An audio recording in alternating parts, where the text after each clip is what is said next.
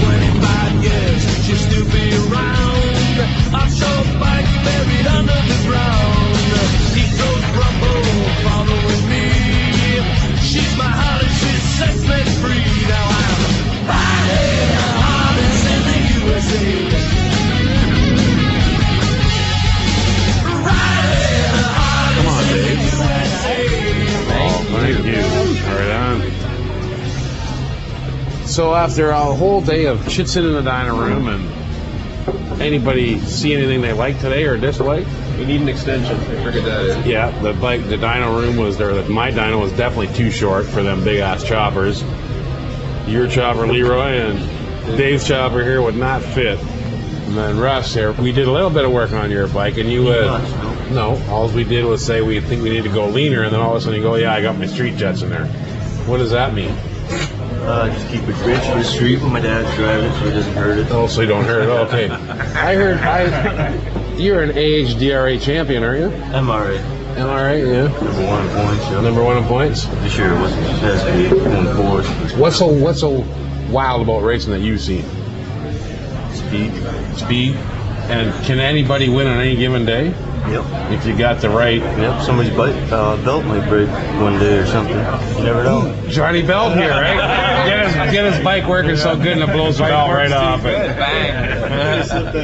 Yeah, exactly. So okay, I mean, we put the chain on tomorrow. Then. A chain on. We only have 2 hours tomorrow morning because we have to be at the track by noon. And then of course, my buddy Jim down here. And you're racing tomorrow. What are you racing? Racing a Fat Boy 95-inch twin cam. Yeah, with chicks all over. With chicks all over it. Hot chicks. Well, they will be over. Yeah. And I remember that bike, we got her up there, did a few runs, and it was like air fuel good, everything good. Oh, actually, we didn't get the air fuel on your bike because I couldn't get it past that funky 2-into-1 header. Well, we get a condom in there that doesn't allow that sort of entry. Yeah. Dave's not going to let you kick his ass. No. But you need right? His chopper wouldn't fit on there. He goes, I don't care. I'm just going to race these guys anyways because I already know it's running good. Yeah. Is it running good? Blow it up or die trying, one or the other. There you go. Hey, the first time I've been into it. No, it's two things you can do, win or lose. All right. It sounded pretty good when you were blasting out of the parking lot there. But I feel pretty good that you got her dialed pretty damn close. And tomorrow when the green light drops, all the bullshit will stop. But then there's a V-Rod in the crowd. Can never count the V-Rod out, because the V-Rod's that sleeper bike. Yeah. That's that sleeper bike that all of a sudden, lightweight, overhead cam, fuel injected, ready to rock. And all of a sudden goes. Driving it too. Yeah. I push 120 on a good day, man. Oh, yeah. How many horse do we lose by going with that fat You know tire? what? You don't necessarily lose any horse with a fat tire. It's all about getting it to the ground. So you lose 5 or 6 horse through the drive line. If you can get to the ground quicker, what you've gained on getting it there fast, you're going to beat that other guy anyways. And it's not always about having the biggest and baddest. It's always about being smart and applying what you got the best way you can, right? Because it's all one in the lights and the way you gear the bike, right? I mean, we all have street bikes, right? You know, Russell's got a huge advantage on everybody here, right? And that's a good thing, because he spent all that time going to the track doing that. It doesn't mean that you can't beat him, right? He could be up in that line doing a big launcher and all of a sudden breaks loose. You get ahead of him, guess what? You just beat him. Even though he's got all that experience and all that going for him, he's already got it figured out. Because it all boils down to, can you ride this thing to its 100% optimum today?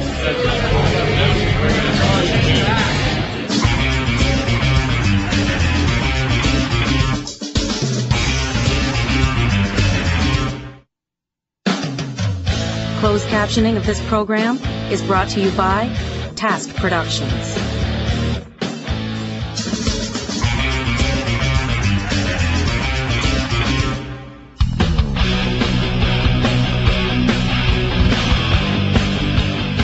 Tony, what are we going to talk about this week? Well, Don, we're talking about something that's right up my alley. Choppers. We're going to talk a bit about the evolution of the choppers and where it's all going. And this bike you see in front of you, it's a little avant-garde for Canada. The styling really hasn't come up here yet, but it's all the rage in California and some parts of Europe. This is an example. Of course, it's not finished, but this is an example of the type of bike that's going to be a genre around for a while. It's not going to be everybody's cup of tea. The owner of this bike is quite an artistic person, and he's really directed us in a lot of different ways. And the angles of the frame that we built them, they're all, as you go through the frame, they all interact with each other. And building this frame was technically difficult, but very fulfilling when we finally got what the customer wanted. And then the new rage is these gas tanks, and you can see they're very oddly shaped. Oddly is probably the wrong word. It's a new styling, and the style is to leave the welds showing and to have the seams showing. Whereas in the old days when we were building choppers, we would grind this down, we'd smooth it over, we'd mold it, we'd paint it. You would never get to see anything. I think they'd call that losing some of your uniqueness, Don. Now it's coming back again, and I'm glad to see it. Right. And there's all kinds of trippy little things on the bike. You know, the skull and wings is going to have all brass teeth when it's finished, and it's going to be, we might be putting a little metal top hat on them. It just lifts up to fill the gas tank with gas. The person who owns this bike gave us some fairly loose directions, but he wanted very unique pipes, and he wanted them twisting around each other, and he wanted the welds left, as is with the genre of these new type of choppers.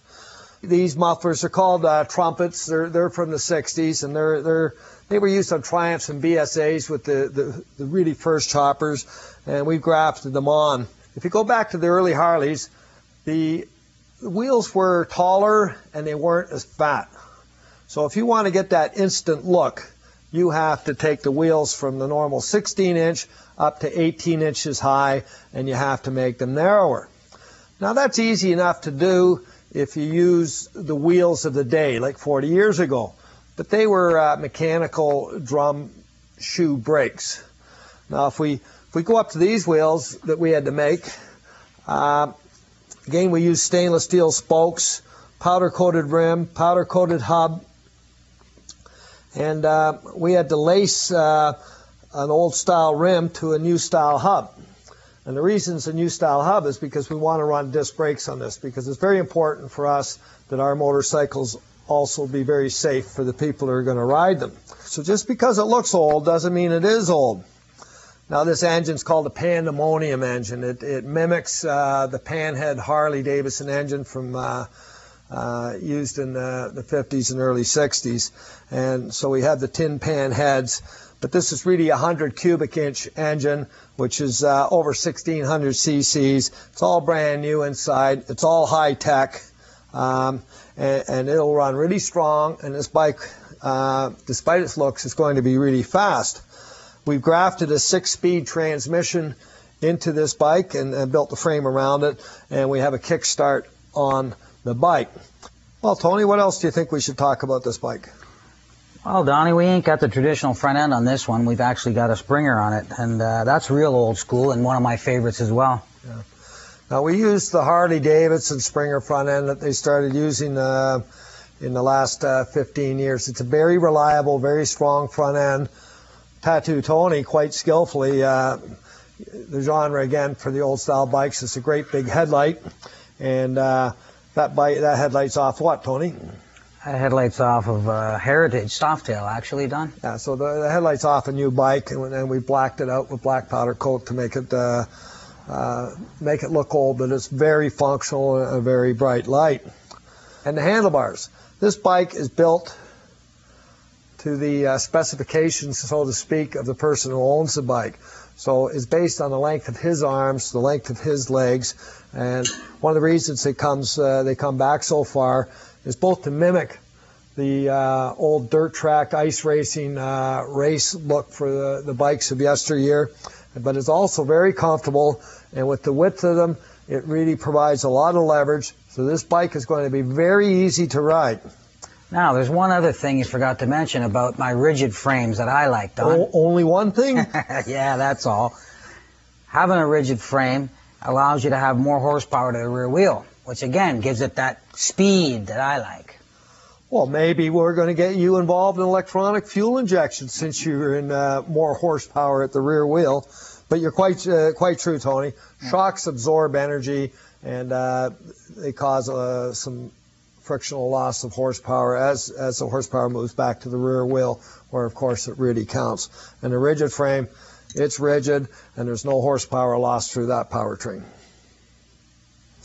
Thanks, Donnie. Now stick around for some of the fastest Harleys on the planet.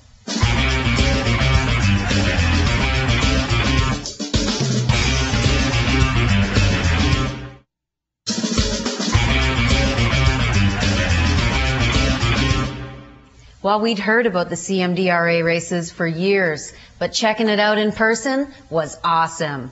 Let the burnouts begin.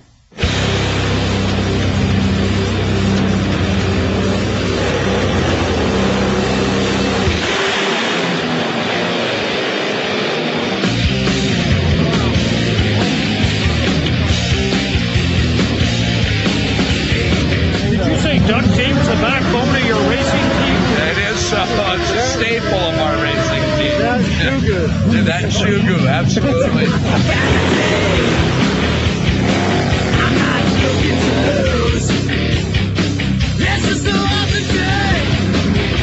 Mr. Gary, would you do me the honors of dressing up a fat, ferocious racer?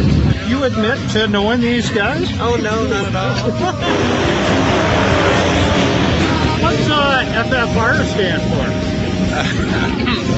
Foreheads frantically receding.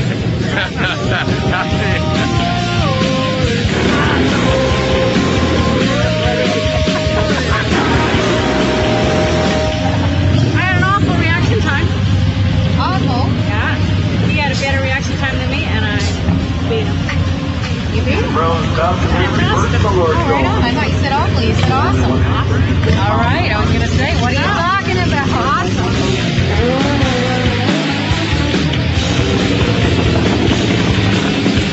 The sight of it, the sound of it, feeling it. When we fire this thing up, it vibrates your whole body because it's making big power. And to watch us, this is somebody sitting in a car where you can't really see up here. You're having to wrestle that thing around and keep it in the track.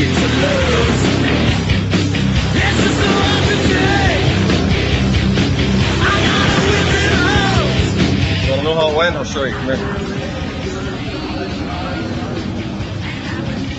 The bolts that used to hold the engine pulley onto the motor. So it went out about 250 feet. The track was a little better than we thought. We sheared all the bolts off. Okay. So we fixed it up. We'll go try it again. Engine ready to go.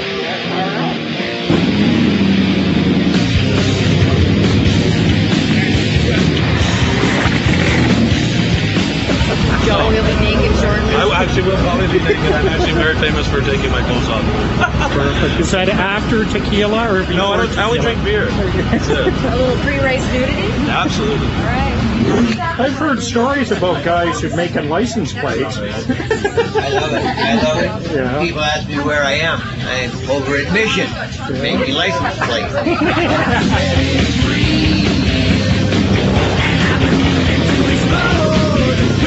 Sit on it and scream for about 6 seconds most times. Get to the end of the track, I tap my whole body, it's all here, and then I do it again.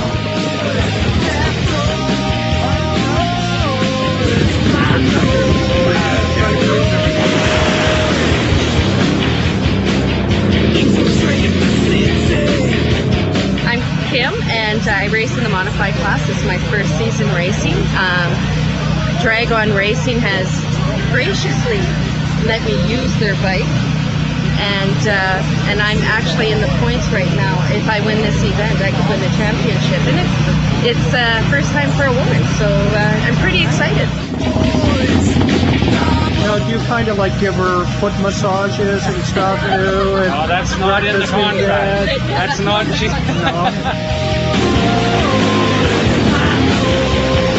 Is there a lot of badass grandmother motorcycle racers? There is one other one here. She's called the Dirty Girl. We're here for the Quilting Bee. Yeah. That would be June Cleaver.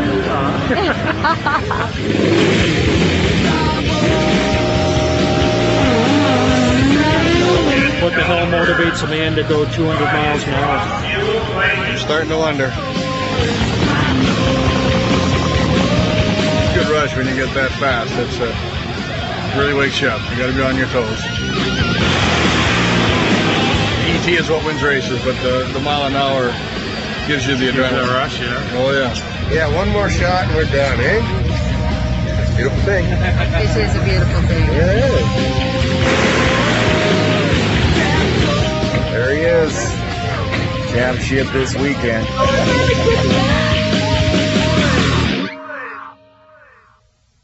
After the break, we're touring around Edmonton with the Old Strathcona Harley Owners Group.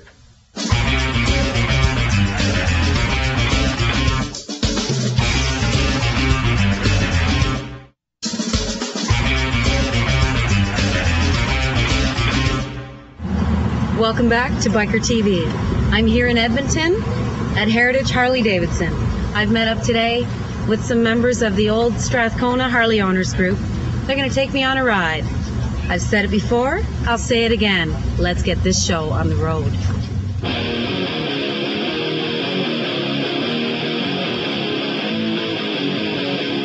And where are you taking me today? We're going to do a ride through the city, through our river valley to the municipal airport, to the Stars Air Ambulance to give a donation that we've raised for them.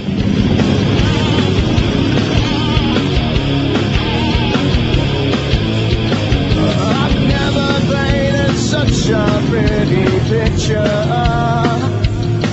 Oh, I've never been so proud of what I've made.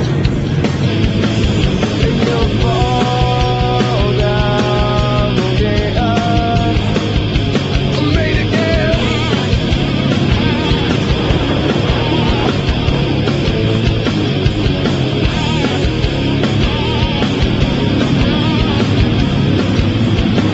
Your face has never looked so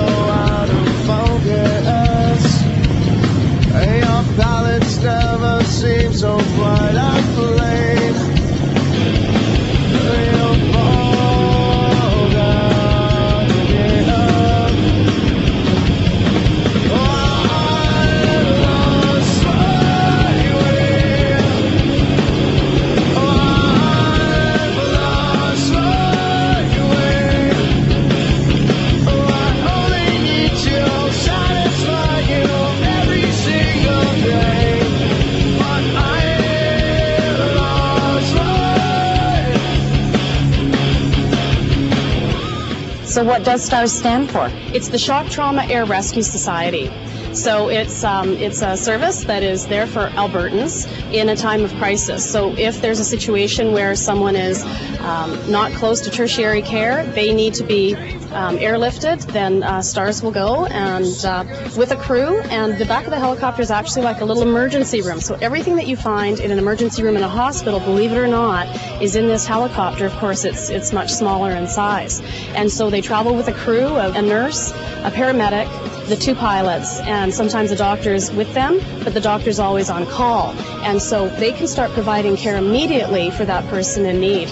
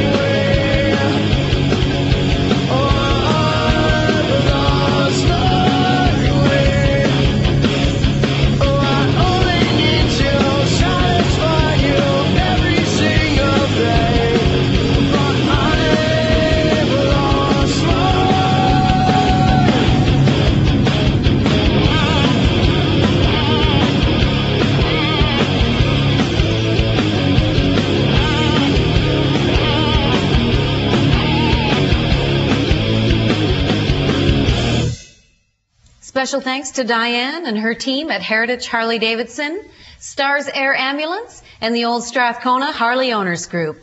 Biker TV is back next week with more cool bikes, hot babes, and rock and roll. Check us out at bikertv.ca. Thanks for watching. I'll see you next time on Biker TV. Biker TV has been brought to you in part by Motorcycle Mojo Magazine, the Canadian Biker Build-Off, Victory Motorcycles,